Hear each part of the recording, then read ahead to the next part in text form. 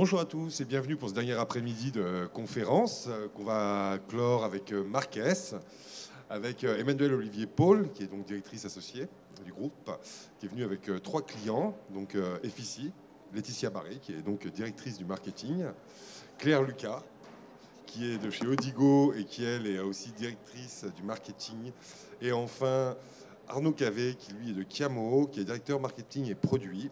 Donc un beau plateau, bien complet. Je crois que vous allez nous parler de la contextualisation et de la personnalisation des échanges au sein du parcours client. Emmanuelle, je vous laisse tout de suite la parole.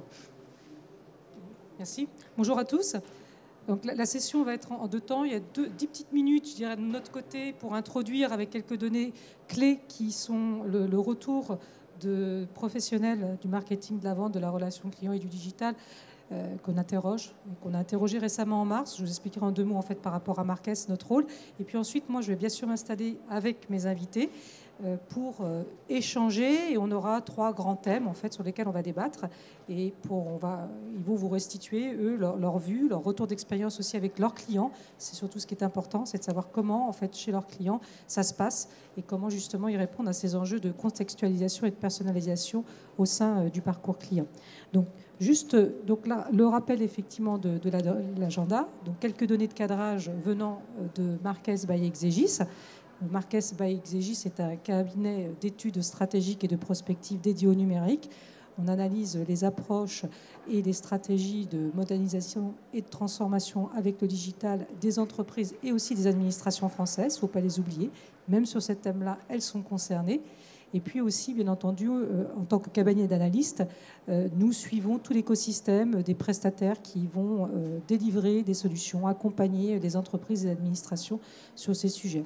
Donc régulièrement, nous menons ce qu'on appelle des enquêtes, ou du moins on échange sur le terrain pour aller remonter des informations qui vont servir ces études et ces analyses prospectives, donc quelques-unes donc je vais vous restituer, et qui vont faire l'objet, notamment plus particulièrement sur le thème de cet après-midi, d'une analyse qui pourra être téléchargée au format e-book. Donc je vous donnerai, il y aura un petit lien, vous pourrez aller le récupérer. Elle n'est pas encore en ligne, mais elle le sera d'ici effectivement la fin du mois, et dans lequel il y a des cas en fait clients qui sont aussi restitués. Alors déjà sur les professionnels du marketing, de la vente, de la relation client, du digital, donc toutes ces entités quelque part qui vont travailler sur des projets où on va retrouver une composante client dans les échanges qu'ils ont avec dans le cadre des échanges qu'ils conduisent dans leur métier. Là, on en a interrogé 155 dernièrement, et on a pu collecter d'un certain nombre d'informations notamment, et déjà comprendre si eux, c'était un élément clé, la personnalisation, et surtout l'importance qu'elle avait dans l'amélioration de l'expérience client. Parce que le thème central, c'était bien de comprendre l'expérience client et de voir en fait comment cet élément-là, justement, va améliorer et favoriser celle-ci. Donc là, au moins, il y a un consensus. C'est 85% de ceux qu'on a interrogés vraiment accordent une importance forte, très forte justement, à la personnalisation et au-delà à la contextualisation pour améliorer l'expérience client. Donc comme on est tous sur ces sujets-là, c'est la priorité numéro 1 aujourd'hui dans les entreprises, quelles qu'elles soient, même sur le secteur public. Alors, on ne va pas parler d'expérience client, mais d'expérience citoyen. Essayer de travailler sur des leviers qui vont permettre de l'améliorer. Donc on voit que ce volet personnalisation, effectivement, en fait partie. Alors plus particulièrement pourquoi ? Après, on rebondira dans les échanges. Il y a 6 apports qui ont été mis en avant. Plus particulièrement, proposer des offres pertinentes au bon moment, sur le bon canal. Donc ça, c'est un des premiers éléments qui revient pratiquement pour pas loin de 2 tiers. On est à 60% de ceux que nous avons interrogés. Créer des expériences uniques, c'est-à-dire qu'en personnalisant, on va pouvoir éventuellement un petit peu adapter l'offre en fonction et donc faire vivre. Alors, l'extrême, c'est la fameuse expérience waouh, que notamment des grandes marques du marketing essayent de favoriser. Mais au-delà, on va voir que ça va permettre justement aussi de convertir, de favoriser l'engagement du client. Donc tout un rôle important parce que ça va favoriser la conversion. Qui dit la conversion dit l'augmentation du chiffre d'affaires. Dans certains cas, aujourd'hui, il y a des projets de personnalisation sur les sites web, notamment. Là, on évoquera d'autres sujets qui sont dans la personnalisation plutôt dans le domaine du service client aussi. Et sur des sites web, on peut augmenter de 2 points pratiquement la conversion et le chiffre d'affaires. C'est le cas. Allopneu a pratiquement fait ça en personnalisant juste les pages web. Le Club Med aussi. l'arrivée sur le site web, ils ont réussi à augmenter de 15 à 18% en fait la conversion. Mieux cibler les clients, bien sûr, mais tout ça, ça nécessite de la donnée. On va revenir dessus dans la table ronde, parce que pour cibler, il faut aussi connaître le client. Pour personnaliser, il faut connaître le client, et donc il faudra de la donnée qui est autour, dans le respect aujourd'hui, bien sûr, de la réglementation. Et puis, donc, mieux maximiser, je l'ai expliqué, la conversion client, et puis mieux identifier les préférences et habitudes des clients. Donc là, c'est lié aussi à la connaissance. Donc on va pouvoir capter un certain nombre d'informations qui va permettre de personnaliser et surtout, justement, proposer des offres pertinentes. C'est aussi proposer des offres qui sont au regard de ses habitudes, de ses préférences. Donc là, il faut que le client délivre un certain nombre d'informations. Il accepte de les délivrer aussi, ou du moins, il faut le mettre en condition, dans des bonnes conditions et respectueuses pour qu'effectivement, il accepte de délivrer les informations qui vont permettre de personnaliser et justement de répondre à ses habitudes et ses attentes. Il y a 3 canaux qui vont être ciblés en priorité. Donc là, j'ai donné des exemples typiquement sur les pages d'accueil des sites web. C'est le cas du Club Med et d'Allopneu. C'est les sites de e-commerce. Donc on est vraiment sur la partie séduction, captation de l'attention du client et puis, bien entendu, commerce électronique avec les plateformes d'e-commerce. Donc très, très concrète au niveau du transactionnel. Et puis, il y a bien entendu 2 autres canaux qui sont tout ce qui passe par le messaging, en fait, message électronique, asynchrone dans un premier temps.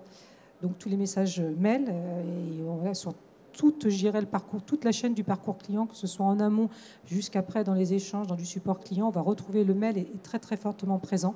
Et donc là, il y a vraiment des enjeux très forts qui vont passer par des solutions très très variées. Et puis bien entendu maintenant le messaging, je dirais synchrone, donc c'est tout ce qui est message instantané via les réseaux sociaux, que ça peut être en mode public ou en mode privé d'ailleurs, de plus en plus. Donc là, je laisserai parler justement de nos invités. Il y a pas mal d'éléments justement sur lesquels ils travaillent et chez leurs clients notamment. Et puis les 5 aujourd'hui points d'attention, comment on peut capter les éléments, les informations qui vont permettre de contextualiser, personnaliser au mieux. Alors on avait des listes assez longues, mais il y en a 5 qui remontent, alors qui ne changent pas beaucoup depuis, je dirais, à peu près 8-10 ans qu'on suit ce sujet, mais néanmoins, on va en voir d'autres qui sont arrivés. C'est les données, par exemple, des réseaux sociaux qui étaient moins, en fait, ou très peu présentes il y a 8-10 ans qu'on suit le sujet de l'expérience client. Mais on voit qu'en fait, on a besoin de bien connaître l'historique du client, l'état aussi de son client. Est-ce que il est à quel niveau je dirais, seuil, on peut dire, de transactions qu'il a effectuées avec nous? Est-ce qu'il en a effectué dernièrement ou c'est il y a 2 ans? Enfin, le timing, par exemple, ses habitudes, on en a parlé. Les demandes récurrentes qu'il peut faire ou pas, d'ailleurs, parce qu'il peut ne pas parler ou très peu. Donc, ça peut être aussi un élément d'information. Et puis, bien sûr, les profils assez types. Donc, on retrouve des sujets assez classiques, en fait. Le plus dur aujourd'hui, c'est de capter des informations qui vont être externes à l'organisation et qui vont permettre aussi de renseigner ces éléments-là. Le plus souvent, ces données sont internes, mais elles vont être réparties dans des bases de données ou des systèmes et des solutions un peu différents. Et tout le jeu va être ici de pouvoir avoir cette lecture transverse et unifiée qui va permettre de pouvoir justement jouer sur l'ensemble des canaux en fait, qu'on a vus précédemment, notamment les 3, et avoir les leviers suffisants. Et puis justement, le rôle clé de la contextualisation et de la personnalisation dans l'humanisation de la relation client, ça c'est un grand sujet. On vient de terminer une étude avec Wayu en partenaire pour le salon stratégie client sur justement l'automatisation, la robotisation et l'intelligence artificielle au service de l'humain pour améliorer l'expérience client. Et là, cette composante personnalisation rentre en ligne de compte et va jouer, effectivement, favoriser, alors peut-être dans certains cas même à réhumaniser les relations qu'on peut avoir perdues, peut-être avec le digital d'ailleurs. Donc on va essayer de réintroduire cette composante de personnalisation pour recréer de l'humain dans les relations justement et cette proximité qu'on a pu perdre dans certains cas. Donc voilà quelques mots, je dirais déjà de données. Peut-être d'ailleurs vous réagirez, vous aurez l'occasion de réagir ou d'amplifier. Moi, je vais me retourner en fait vers mes invités. Déjà, je vais leur demander peut-être de se présenter parce qu'on ne connaît pas obligatoirement vos missions au sein de vos sociétés, puis vos sociétés. Donc peut-être en 2 mots déjà de vous repositionner. Voilà, Laetitia. Je commence. Moi, je travaille pour Effici, qui est éditeur de CRM. Quelques chiffres, on a 2500 clients qui représentent 160 000 utilisateurs. On est en France, en Belgique, Pays-Bas, Luxembourg, Suisse et Espagne. Ça, ce sont nos bureaux. Et ensuite, on a des clients répartis dans 33 pays. Mon boulot chez Effici, donc je m'occupe du marketing. Donc ça va être faire un joli stand pour assurer notre présence ici. Profiter des études qui sont réalisées sur Marquez pour avoir quelques chiffres sur le marché et écrire des articles de blog sur la relation client, écrire des livres blancs, notamment un sur les fondamentaux de la relation client. Voilà, modestement, ma mission chez IFICI. Claire, donc, côté Odigo. Bonjour, donc Claire Lucas, je suis directrice marketing produit chez Odigo. Donc le marketing produit, ça consiste en fait à toute l'activité qui va tourner autour de l'analyse du marché, de la construction de la roadmap, de l'écoute de nos clients et de l'accompagnement de nos forces de vente. Odigo, c'est une jeune marque, mais pour une entreprise qui est déjà largement mature, puisqu'on a 30 ans d'existence et le nom d'Odigo jusqu'à l'année passée était Prosodie Capgemini. Donc aujourd'hui, voilà, une trentaine d'années d'existence avec une forte expertise sur la gestion des interactions et l'utilisation du langage naturel. Et aujourd'hui, environ 100 000 utilisateurs actifs de notre plateforme sur 200 clients grands comptes à travers 17 pays. Arnaud, donc pour Chiamo. Donc bonjour à tous, Arnaud Cavé. Donc moi j'ai en charge le marketing chez Chiamo. Donc Chiamo, c'est une solution un petit peu qui se rapproche un petit peu d'Odigo, puisqu'on est une solution de gestion des interactions clients en cross-canal. Donc mon rôle, moi, chez Chiamo, c'est sur le marketing, d'écoute des besoins clients, d'anticipation des besoins et des attentes dans le futur qui vont se décliner dans une roadmap produit. Donc ça, c'est toute la partie amont, et puis évidemment tout ce qui est promotion et communication. Et puis là, effectivement, c'est un peu la grande messe annuelle de la relation client, puisque le salon un peu le passage incontournable pour des acteurs comme nous. Donc voilà, donc on est essentiellement français, ça fait 15 ans qu'on existe. Et on est en train de se développer à l'international. On a un modèle de vente indirect, donc c'est plutôt des partenaires en fait que vous allez rencontrer qui vont distribuer et intégrer Chiamo au sein de vos organisations. Voilà. Merci à tous les trois. Donc maintenant, je dirais, il y a un premier point. On a vu que la personnalisation, du moins la demande est forte en personnalisation. Hein. Cependant, les modèles de parcours omnicanal actuels, ils complexifient la mise en œuvre de tels projets. On a vu que notamment il y avait 3 canaux prioritaires qui étaient le site web, les plateformes de e-commerce, la partie messaging asynchrone avec les emails, et puis la partie effectivement réseaux sociaux. Ce ne sont pas toujours obligatoirement des canaux qui sont gérés par les mêmes entités chez vos clients et dans les entreprises. Donc à travers vos propres expériences et celles de vos clients, quelles stratégies vous conseillez d'adopter et quels exemples associés vous pouvez d'ailleurs exprimer justement pour illustrer les approches que vous conseillez. Alors, qui veut démarrer? Claire, par exemple? Allez, on lance sur Claire. Alors, ce que je trouve intéressant dans le débat, c'est que finalement, c'est un sujet récurrent. Ce n'est pas un sujet nouveau. Ce qui est étonnant, c'est de voir que les irritants clients sont toujours les mêmes depuis des années. La répétition, l'attente, l'absence de personnalisation. Donc on s'est un petit peu intéressé à ça chez Odigo et on a audité finalement nos 3 milliards de conversations gérées par an pour voir un petit peu comment on pouvait améliorer ça pour nos clients. Et en fait, il y a 2 choses. D'abord, il y a une course à la technologie. Donc on croit souvent que les nouvelles technologies vont être la solution. Mais moi, j'ai envie de dire à mes clients, vous avez déjà des outils qui vous permettent de faire des choses. Et finalement, c'est dans l'utilisation que vous allez en faire aussi que vous allez pouvoir résoudre ces irritants. C'est un petit peu comme quand vous utilisez Word et que finalement, vous en utilisez à peu près 10% de la capacité. Donc la phase d'étude, la phase d'audit des parcours clients, elle est fondamentale parce que la donnée, souvent, l'entreprise l'a. Mais c'est une question d'exploitation. Donc moi, j'ai 2 exemples qui me viennent en tête.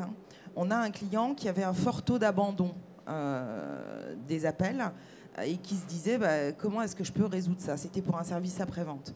Et finalement, très, très simplement, il a suffi qu'il dise le nom du client dans son message d'attente en disant « Bonjour Madame Lucas, nous allons vous faire patienter quelques minutes ». Et rien que ça a diminué de près de 50% les abandons d'appels. Et ça, c'est quelque chose d'extrêmement simple. Donc c'est vrai que je pense que le sujet, il est bien exploiter les outils qui sont mis à notre disposition, se poser les bonnes questions, parce que des leviers, il y en a vraiment énormément. Le deuxième point d'expérience sur cette contextualisation, c'est de se dire finalement, il y a deux pendants, hein, et c'est pour ça que j'aime bien la notion de personnalisation et contextualisation, parce qu'une même personne dans un contexte différent ne va pas s'attendre au même traitement. Et l'omnicanalité aujourd'hui, elle complexifie tout ça, parce que l'histoire du client, elle n'est plus linéaire, c'est une toile d'araignée, c'est un réseau de neurones qu'il faut absolument connecter pour pouvoir apporter ce degré de personnalisation et de contextualisation. Et un point important là-dedans, c'est la réconciliation des identités. Parce que quand j'ai quelqu'un qui me contacte sur Facebook avec Robot006 comme identifiant et qui a un numéro de téléphone par ailleurs avec lequel il m'a contacté, si je ne sais pas que c'est la même personne, je ne peux pas atteindre ce degré de personnalisation. Et du côté Arnaud, de votre côté, donc, quels sont les petits retours d'expérience déjà que vous avez eus sur quelques cas? Moi, je rejoins effectivement Claire sur le même constat. Ça fait très longtemps que les problématiques en fait sont les mêmes sur ces sujets de personnalisation des parcours clients et des offres. Et en fait, on voit que les entreprises ont du mal à y répondre. Nous, en tout cas, la principale problématique, c'est qu'on a du mal à avoir une personne chez nos clients qui est un interlocuteur qui est suffisamment légitime et qui embrasse suffisamment de fonctions en fait, pour embarquer toutes ces problématiques. Il y a quelques organisations qui ont mis en place des Chief Customer Officers, c'est assez rare, et un petit peu comme les Chief Digital Officers, ils ont un petit peu de mal à trouver leur place, et en fait les entreprises restent quand même très cloisonnées. Plus elles sont grosses, mine de rien, malgré ce qu'on peut dire sur l'agilité, la transformation digitale, etc., ça reste quand même très cloisonné. Et en fait, l'information est disparate dans l'entreprise, et malgré tout, quoi qu'on puisse en dire, toutes les directions ont chacune des objectifs et des moyens différents. Et en fait, on a du mal à réconcilier toute l'information du client d'une direction à l'autre. Alors pourtant, il y a une attente d'un point de vue du client d'homogénéiser ce parcours client, et les clients demandent en fait à être reconnus. Ils ne sont absolument pas contre qu'on personnalise les échanges. Je regardais, il y avait une étude l'année dernière de TNS qui montrait que 70% des clients sont prêts à partager des informations personnelles si en échange il y a un bénéfice ou une simplification du parcours client, ou si la marque leur facilite la vie. Donc en fait, contrairement à ce qu'on pourrait croire, les clients ne sont pas du tout réfractaires à donner des informations qui les concernent. Par contre, il faut que derrière, ça soit bien utilisé. Et aujourd'hui encore, c'est encore très morcelé entre le retail, les agences dans le tertiaire, tout ce qui est intervention sur site, etc. sont des techniciens qui n'ont pas du tout cette culture. Les informations ne remontent pas alors qu'ils peuvent capter des éléments. Et puis évidemment, nous, notre cœur de métier, c'est la relation client. Il y a des éléments qui sont stockés sur la partie relation client. Mais en fait, très peu d'acteurs ont une visibilité commune sur toutes ces données et sont capables d'en faire quelque chose. Donc tout est morcelé.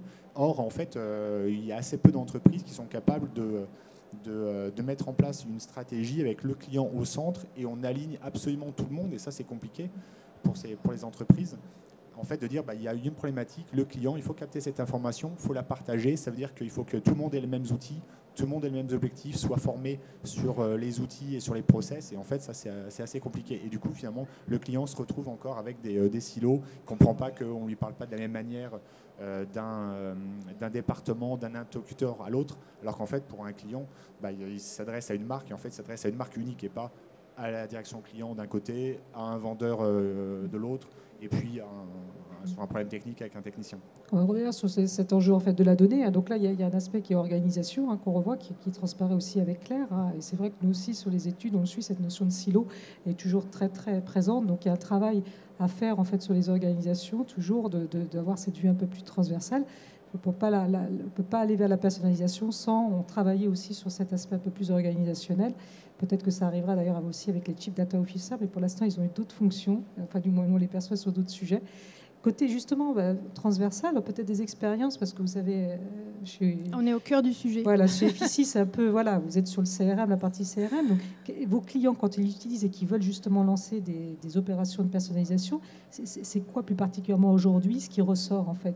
C'est quel projet de personnalisation ils ont à travers vos solutions? Alors, souvent, ce qu'il y a au cœur de cette volonté de personnaliser, c'est d'avoir un référentiel client unique. Donc, qui soit partagé, c'est ce que disait Arnaud, qui soit partagé par tous les départements. Souvent, le CRM sert à ça, c'est à récolter, à acquérir toutes les données qui viennent de différents canaux, que ce soit le digital ou la personne qui passe en agence ou qui a envoyé un courrier. Voilà, le CRM sert à déverser l'information et à partager cette connaissance au sein de toute l'entreprise. Sur le fait que les clients sont prêts à donner des informations personnelles pour avoir accès à une expérience personnalisée, on a un client qui s'appelle 20 minutes, donc, que vous connaissez, qui est le journal gratuit. Et pour eux, en fait, ils misent tout sur la personnalisation. Comment ça se passe? C'est ce qui contribue au succès de Netflix, c'est le moteur de recommandation. Vous avez aimé ça, alors vous aimerez ça à 98%. 20 minutes, c'est ce qu'ils proposent. En tout cas, c'est la promesse qu'ils ont. Ils donnent une information gratuite. Les gens y ont accès en allant sur le site web, sans se loguer ni quoi que ce soit. Ce qu'ils promettent, c'est que si les personnes se loguent, donc elles créent un compte, etc., elles vont avoir une information qui sera encore plus personnalisée. Et cette personnalisation, c'est l'argument, non pas de vente, parce que ça reste gratuit, mais c'est l'argument qu'ils ont. Voilà, c'est donnez-nous vos données et vous aurez une expérience client qui sera des plus personnalisées. Après, sur le côté, le parcours client est un réseau de neurones. C'est un peu plus compliqué pour des gens comme 20 minutes parce que les gens à qui on distribue le journal à l'entrée du métro, on ne sait pas forcément qui c'est. Mais ils réfléchissent aussi à ça en disant, tiens, pourquoi est-ce qu'on ne mettrait pas un petit code à scanner avec de la réalité virtuelle? Comme ça nous permettrait de savoir qui est cette personne. Donc même dans les situations les plus compliquées pour essayer de concentrer la connaissance client, il y a toujours une petite solution, soit en promettant du jeu, soit de la personnalisation. Donc on voit qu'en même temps la composante technologique est importante parce que là ils sont dans le métro, on est sur l'espace physique, mais on peut intégrer en fait c'est toute la notion de figital qui émerge. Donc peut-être le figital va permettre de pouvoir capter d'autres informations ou du moins des comportements un peu différents dans un espace en fait physique. Là c'est soit le QR code ou peut-être le mobile demain en fait. Enfin ça va être lié en fait qui est associé quoi. Oui, et puis tout à l'heure, Emmanuel, tu parlais du site web et des réseaux sociaux. 20 minutes, typiquement, ils accompagnent aussi leurs lecteurs. En fait, ils ont un fil de conversation WhatsApp. J'ai découvert ça pendant la conférence. Ils ont un fil de conversation WhatsApp et vous pouvez vous abonner. Et tous les matins, vous avez droit à votre condensé d'actualité sur votre téléphone. Du coup, alors là, pour le coup, je ne crois pas que ce soit personnalisé. Mais voilà, ils s'y mettent aussi. Oui, mais ils jouent sur le canal, effectivement, un messaging en fait, qui est à côté, sur lequel certains, du moins lecteurs, peuvent être très actifs. Enfin. Ok. Donc, justement, on a pas mal évoqué la donnée, parce que de toute façon, personnalisation, il faut de la donnée. On est d'accord, on est tous d'accord là-dessus. Il faut du moins des éléments de contexte aussi, donc, qui va être aussi, je dirais, exprimé sous forme de données. Donc, on a vu que les échanges peut-être vont nécessiter d'avoir des données de qualité qui sont à jour et exploitables. Ça aussi, c'est un peu comme l'histoire des silos. C'est le serpent de mer. Ça fait des années qu'on essaye de les mettre de qualité. Maintenant, il y a quand même des systèmes qui permettent d'améliorer. On a de nouvelles en fait qui arrivent aussi. On a vu des données peut-être via les échanges sur les réseaux sociaux ou du moins fermés ou semi-publics comme WhatsApp.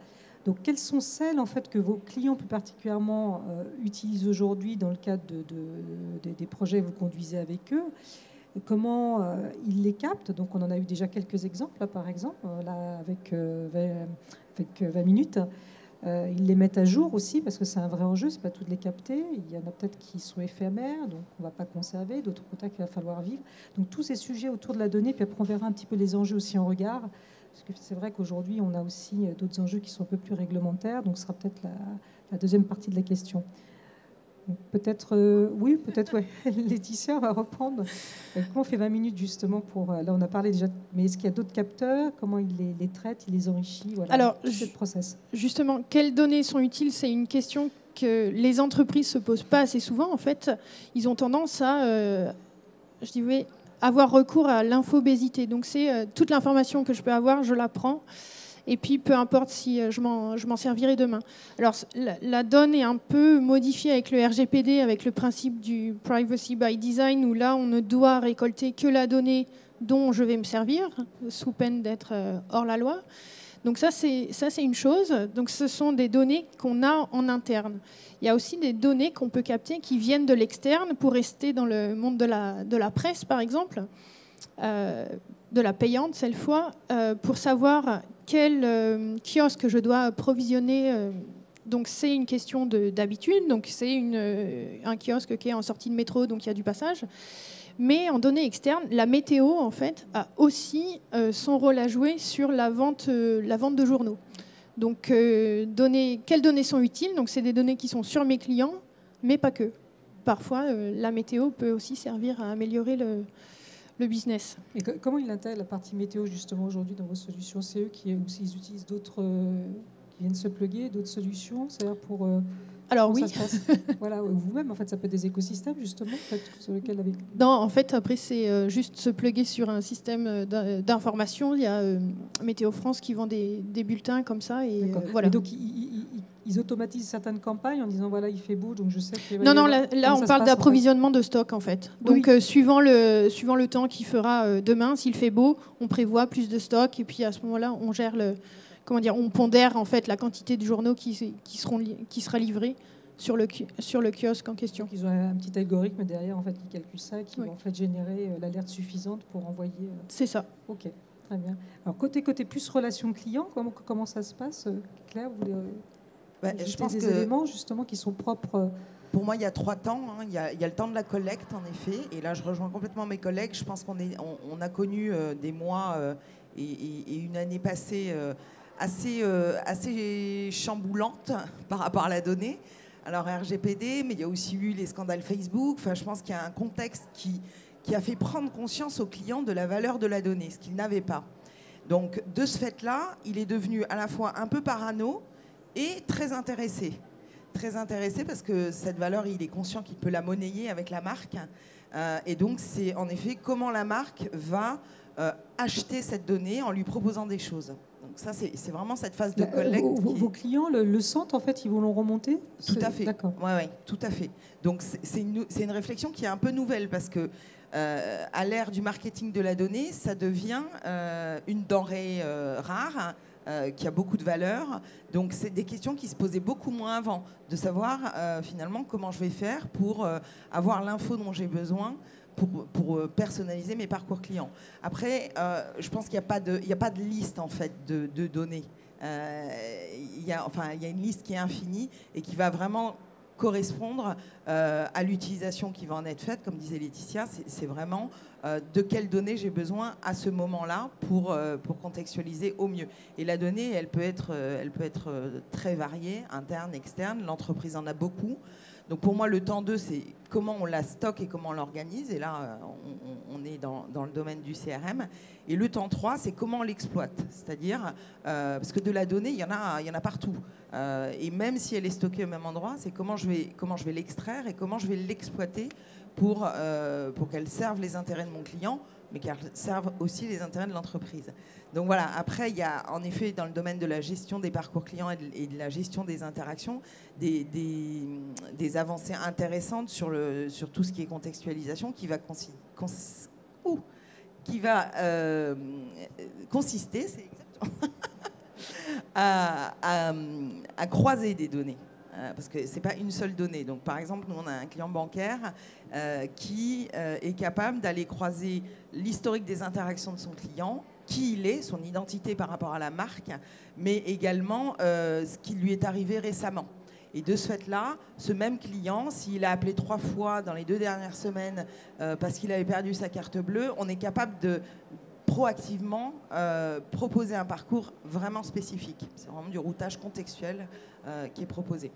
Donc voilà, je pense que le gros sujet aujourd'hui, c'est 1, la collecter, 2, la stocker, et 3, comment l'exploiter. Donc la mettre à disposition aussi des gens qui vont gérer cette relation client et mettre à disposition la bonne donnée.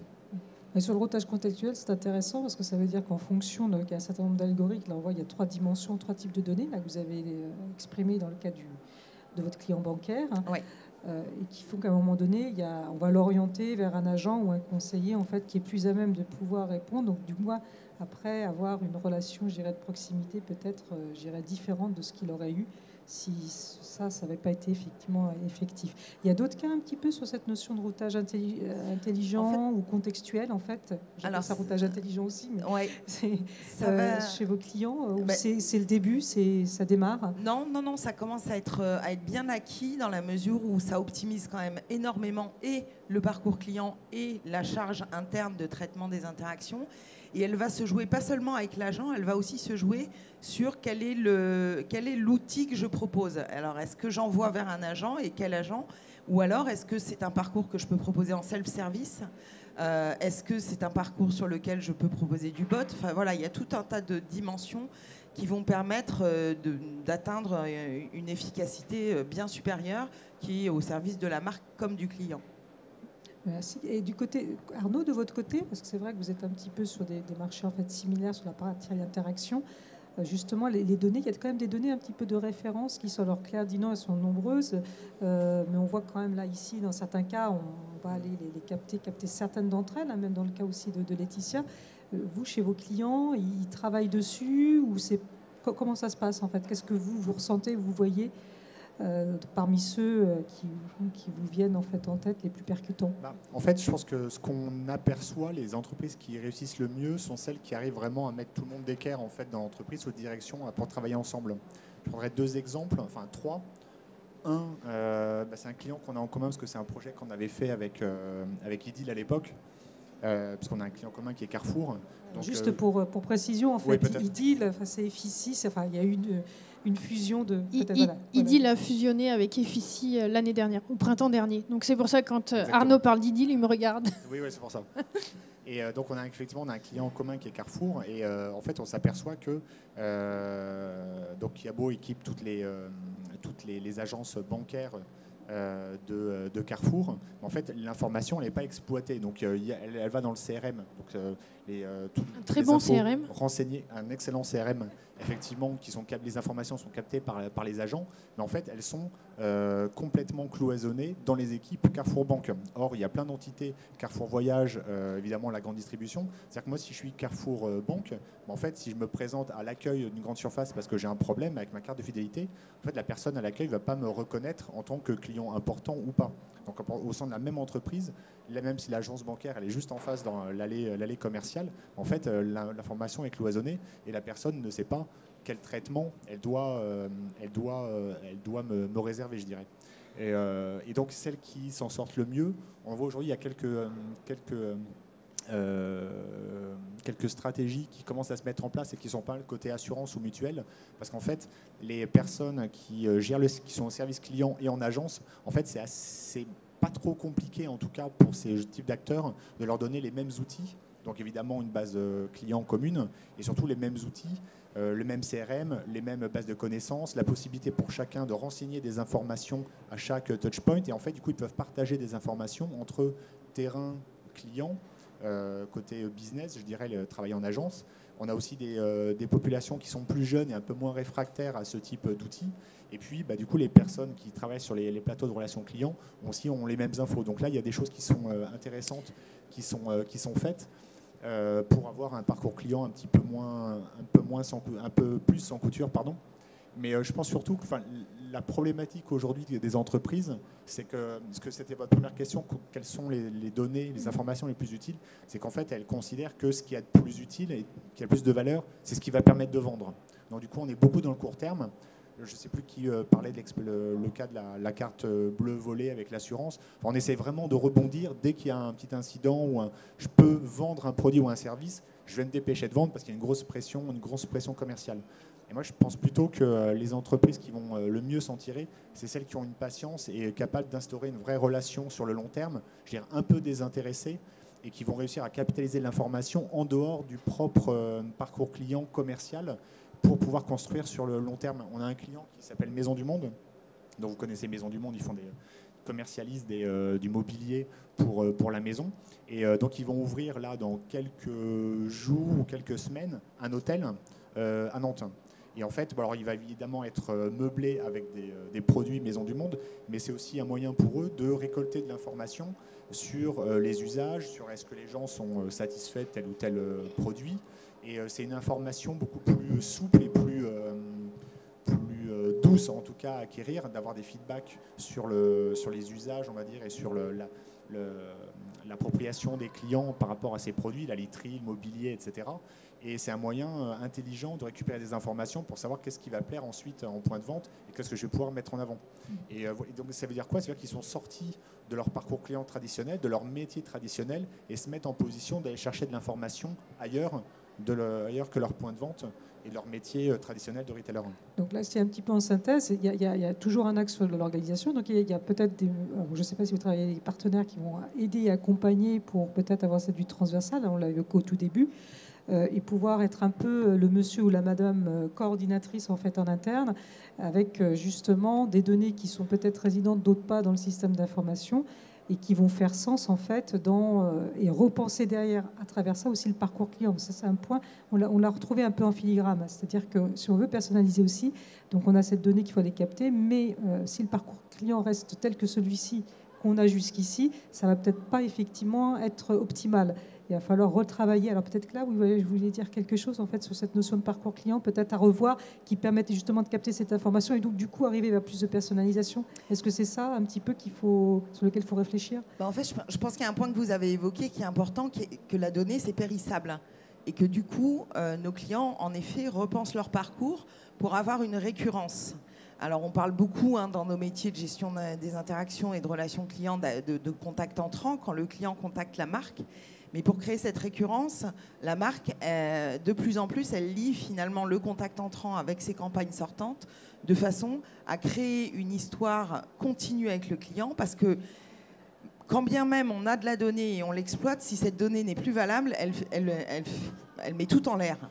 Donc ça, c'est aussi une dynamique chez nos clients qui est assez récente, qui est vraiment de créer le lien entre le monde, on va dire, du commerce ou des activités externes et le monde de la relation client, de façon à faire en sorte que ce soit un cercle vertueux et que cette donnée soit nourrie en permanence et actualisée. Donc, il faut quand même des interlocuteurs qui ont cette vue d'ensemble, ce qui n'est pas toujours aisé. Et c'est vrai qu'on ne la trouve pas dans toutes les organisations aujourd'hui, en fait, qui a cette capacité d'avoir cette vue beaucoup plus globale. De même, sur un autre registre, c'est intéressant, si vous parliez de supprimer ou nettoyer, dans un autre registre, c'est dans l'archivage, en fait, il y a des responsables d'archives, en fait, donc avec du légal derrière, qui procèdent, dans certaines grandes organisations, ce qu'on appelle à des journées de nettoyage. Non, mais on nettoie les archives, on les supprime, quoi. Toujours en respectant la réglementation, effectivement. Est-ce qu'il ne faut pas faire la même chose peut-être avec les données de clients? Peut-être que c'est peut-être une question en fait, à se poser. Je ne suis pas sûre que ce soit fait en fait, aujourd'hui dans les organisations, en fait. Justement pour redonner un petit peu de la vie, un nouveau souffle, et éviter cette obésité qu'on a en fait, sur la donnée qui fait qu'on a plus de bonne lecture après. Sur la qualité donnée, moi je dirais qu'il faut avoir une personne qui sera responsable de cette qualité, mais il faut que ce soit une stratégie d'entreprise. C'est-à-dire qu'une seule et même personne ne peut pas endosser la responsabilité de la qualité de la donnée, comme disait Arnaud, je crois. Tout le monde est responsable, la personne qui est en agence, la personne qui est au service client. Alors c'est un peu lourd parfois pour le consommateur, parce qu'on lui demande 3 fois de confirmer son adresse, son numéro de téléphone, mais voilà, il y a une vraie notion là-dessus, c'est tout le monde est responsable. Tout à l'heure, Claire parlait de la notion de date de péremption de la donnée. Ça dépend du type de données. C'est-à-dire que pour une entreprise dans un environnement B2B, le CA, il va durer 1 an et puis après, on l'oublie. Un numéro de téléphone, en revanche, lui, il peut durer plus longtemps. L'autre point sur lequel je voulais insister sur la qualité, c'est le niveau de granularité qu'on souhaite. C'est-à-dire qu'on peut vouloir refléter la réalité dans son moindre détail. C'est bien, mais d'un point de vue marketing, ce n'est pas forcément très utile. Si on reste dans un environnement B2B, si on s'intéresse aux fonctions d'une personne, il y a des gens qui sont DSI, d'autres directeurs du système d'information, d'autres qui sont DOSI, d'autres qui sont responsables informatiques, responsables IT. C'est bien de vouloir mettre ça fait bien dans un courrier, ça fait chic. Mais pour un ciblage marketing, c'est plus compliqué. Alors souvent, je reprends cette image, en fait, c'est le mythe de la caverne en philosophie, voilà, avec Platon. Parfois, il faut accepter de n'avoir qu'une vue déformée de la réalité. On peut croire qu'on va perdre en précision, mais finalement, on va gagner en efficacité. Donc voilà, la granularité, attention. Ouais, très bien. Donc on voit que la donnée, quand même, c'est un point important. On va revenir sur la personnalisation, après sur les mécanismes un petit peu. Enfin, là, on a vu contrôle qualité, qualité des données. Je ne sais pas s'il y a des référents, d'ailleurs, ça commence à émerger un petit peu, mais je ne suis pas sûre que ce soit encore bien construit dans les organisations. Moi, je n'en ai pas trop croisé. Je croise des chief data officers, en fait, mais qui ont plus aussi cette responsabilité au niveau d'un point de vue légal, en fait, et de gouvernance. Oui, voilà. Pas de DPO, vraiment sur la partie en fait plutôt gouvernance de l'information et de la donnée, mais pas avec cette composante-là où je ne sais pas si c'est. Donc c'est peut-être un travail à faire. Ça arrive souvent au marketing. Enfin, je ne sais pas vous, mais c'est souvent le marketing qui écope de cette mission-là, parce qu'on est les. Alors, on n'est pas forcément le producteur de la donnée, mais on est le gros consommateur. Oui, tout à fait. Oui. Plus que et pourtant, le service client a énormément d'informations.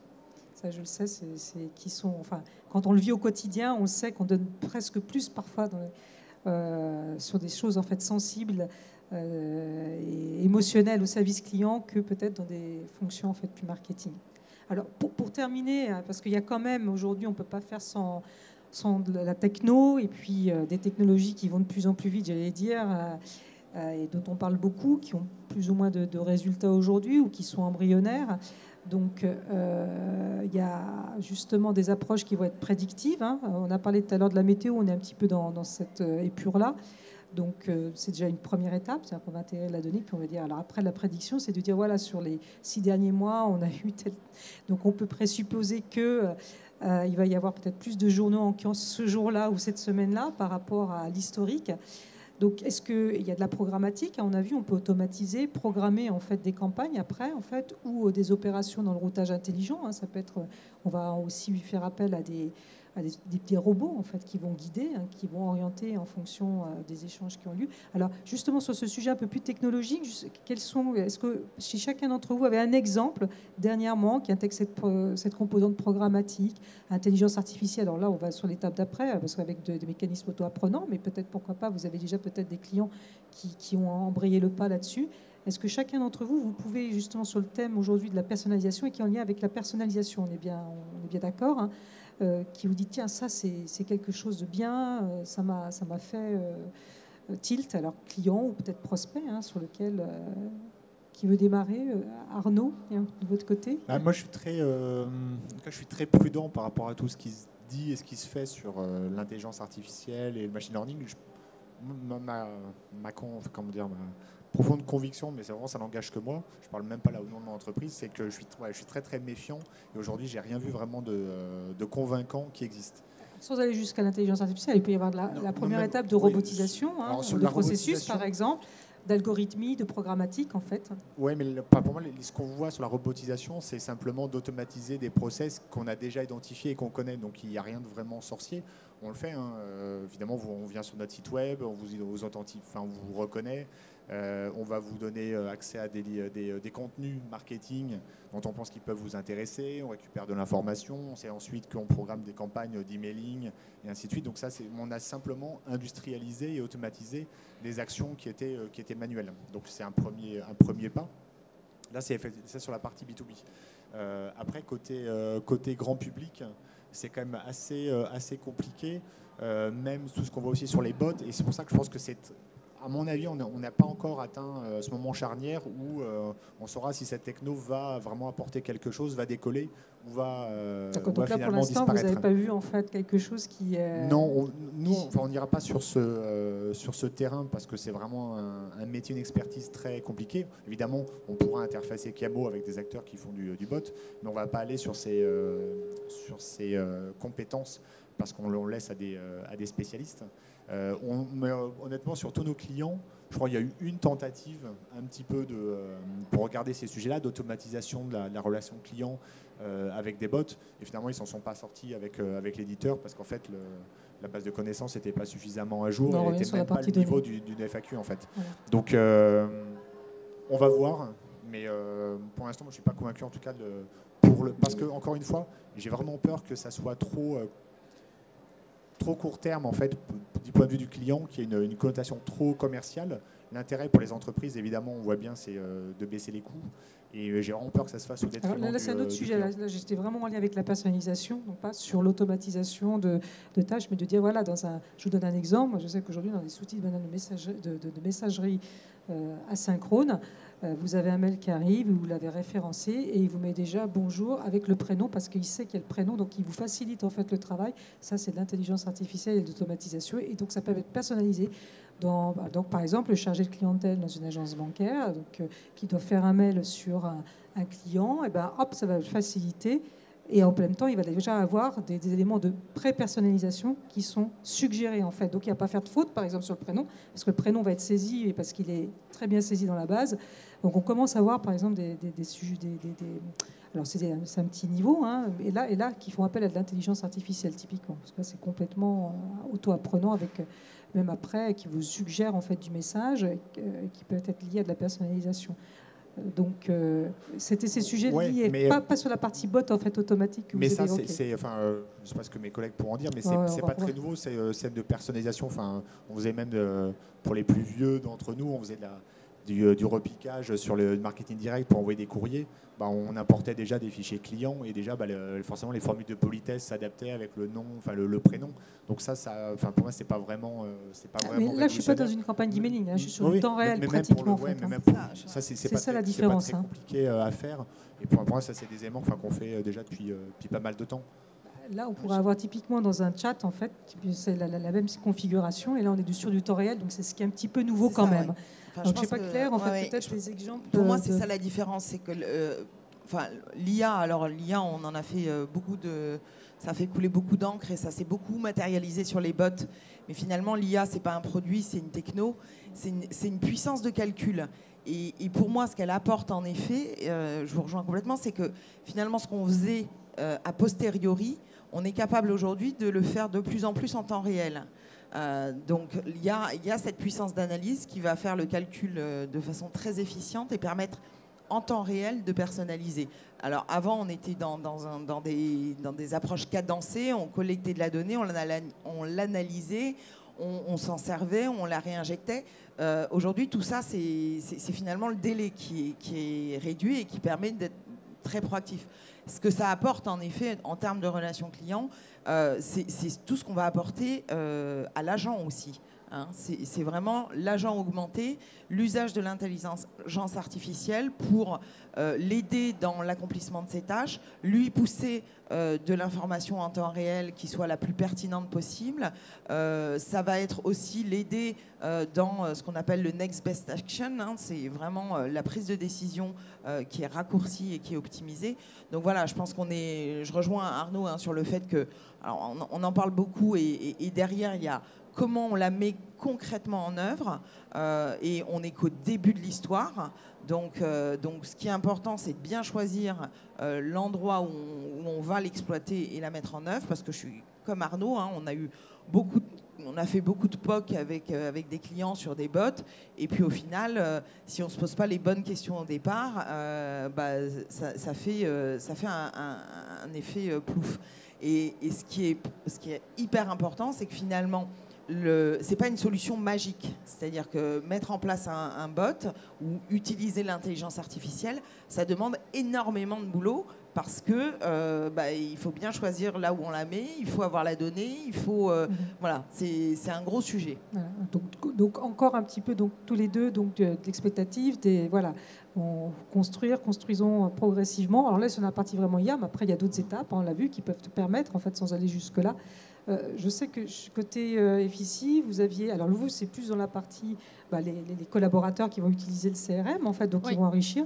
Vous avez je sais pas, je pense à ça, mais peut-être que c'est pas ça, de la gamification que vous utilisez pour pouvoir justement sur la partie données alimenter le CRM. Alors je vous laisse sinon revenir sur d'autres sujets, Laetitia. Vous aviez une autre idée, donc c'est pour ça je vais pas la couper. J'avais une autre idée parce que Claire parlait du conseil à augmenter. En fait, nous le CRM, ça va permettre d'augmenter, je dirais, tous les collaborateurs de l'entreprise. Ça va être un commercial, par exemple, avec toujours cette notion de next best action.